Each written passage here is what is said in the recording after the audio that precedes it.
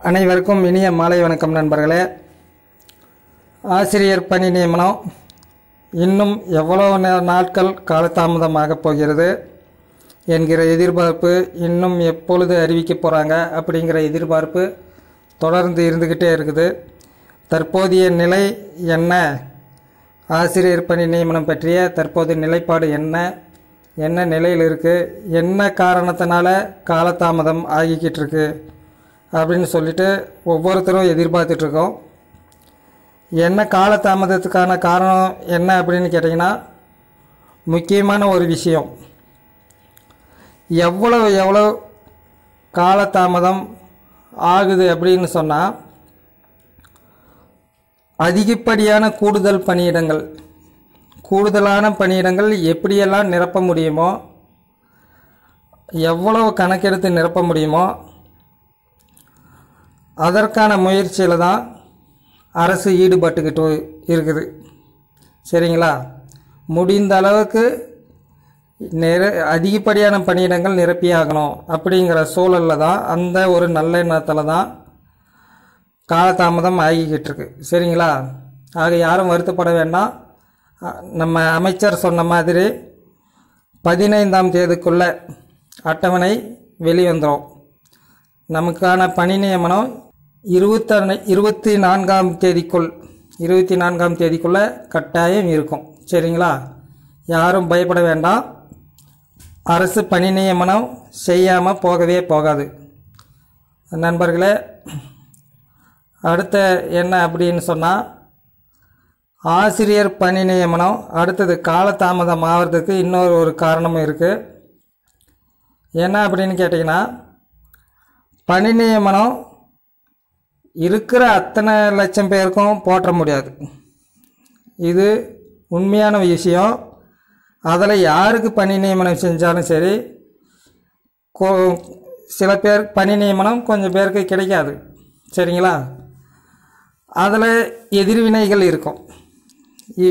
இப்போ ஏதாவது யாருக்கோ சில பேருக்கு பணி நியமனம் கொடுக்குறாங்கன்னு சொன்னால், முன்னுரிமை கொடுத்து யாருக்கு பணி நியமனம் கொடுக்கலையோ அதில் ஒரு சில பேராவது வழக்கு தொடர்றதுக்கு ரெடியாக இருக்கிறாங்க.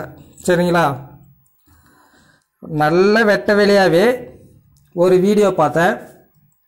2013 பாஸ் பண்ணவங்களுக்கு பணி நியமனம் மேற்கொண்டா 2017 பாஸ் பண்ணவங்க கேஸ் போடுங்க அப்படின்னு சொல்லியே வீடியோக்கள் வருது யூடியூப்பில். சரிங்களா? நம்ம கமெண்ட்ஸ்லேயும் கொடுக்குறாங்க, 17 பாஸ் பண்ணவங்க நாங்கள் கேஸ் போடுவோம், பணி 17க்கும் கொடுங்க வேணால் கோரிக்கை வைங்க, அல்ல 13க்கு கொடுங்க அப்படின்னு கோரிக்கை வைங்க. கோரிக்கை வைக்கிறது நியாயமான விஷயம். யாருக்கு வேணால் கோரிக்கை வச்சுக்கலாம். சரிங்களா? இவங்களுக்கு கொடுத்தீங்கன்னா நாங்கள் வழக்கு தொடருவோம். உங்களுக்கு தேவையானது என்ன, ஆசிரியர் பணி நியமனம் வேணும்னா பணி நியமனம் பண்ண சொல்லி கோரிக்கை வைங்க.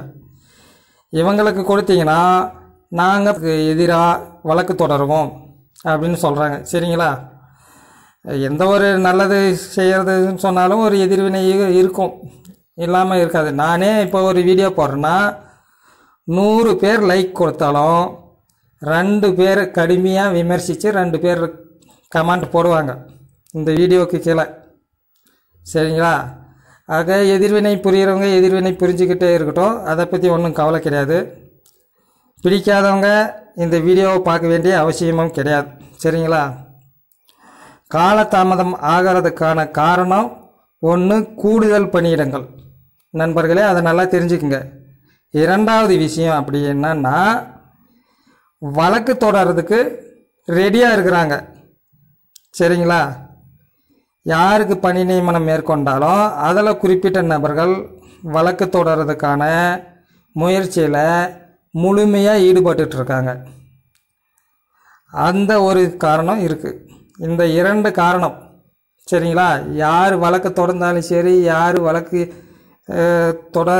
தொடர்ந்து கெடுக்குன்னு நினச்சாலும் சரி, அரசு ஒரு முடிவு எடுத்துட்டா அதை யாராலும் தடுக்க முடியாது. சரிங்களா? நன்றி நண்பர்களே.